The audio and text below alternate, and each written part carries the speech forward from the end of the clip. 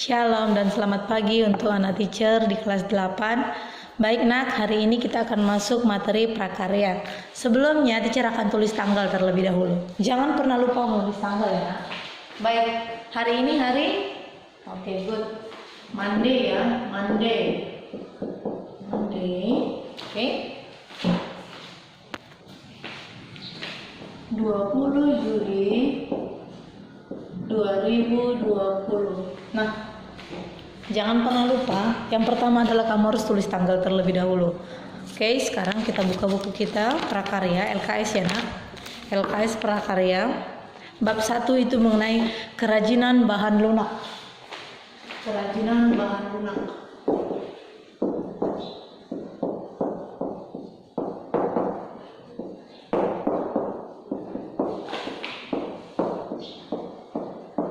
Baik.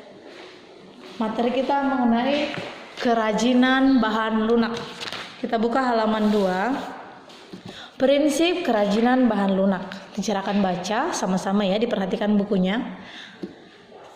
Prinsip pembuatan kerajinan bahan lunak alam dan buatan memiliki kecenderungan yaitu sengaja dibuat orang secara khusus dan sangat mempertimbangkan aspek pemanduannya. Pemanduan yang dimaksud adalah, tolong digarisbawahi ya nak. Pemanduan yang dimaksud adalah penggunaan bahan lain dengan warna dan bentuk yang berbeda, tetapi padu dengan bahan dasarnya sampai titik. Sudah digarisbawahi? Baik, kita akan menggarisbawahi hal-hal yang penting.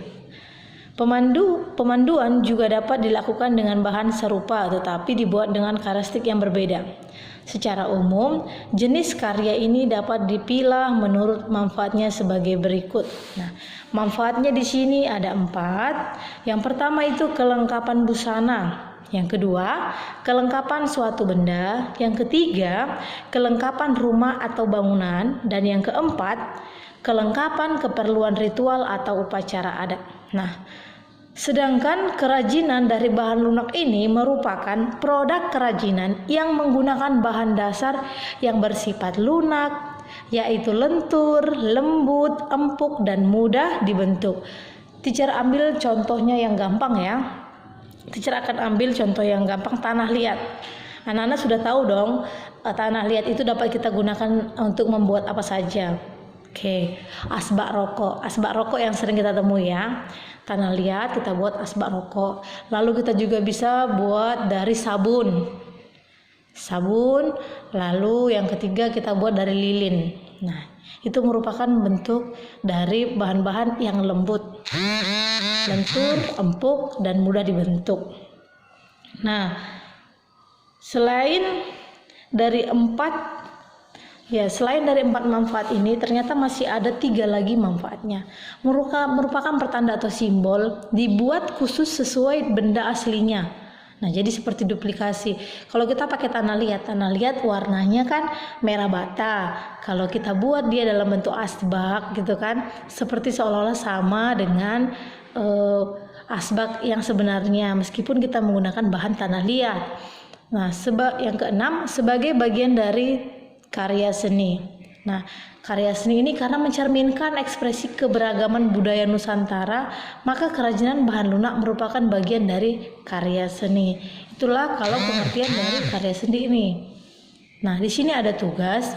Bentuklah kelompok yang terdiri dari 4 siswa, kemudian lakukan tugas berikut. Carilah produk kerajinan bahan lunak, kemudian tempelkan gambarnya atau gambarnya bentuknya. Kalau untuk menempel, tulislah bahan dasar kerajinan bahan lunak. Nah, apa saja tadi sudah teacher ucapkan.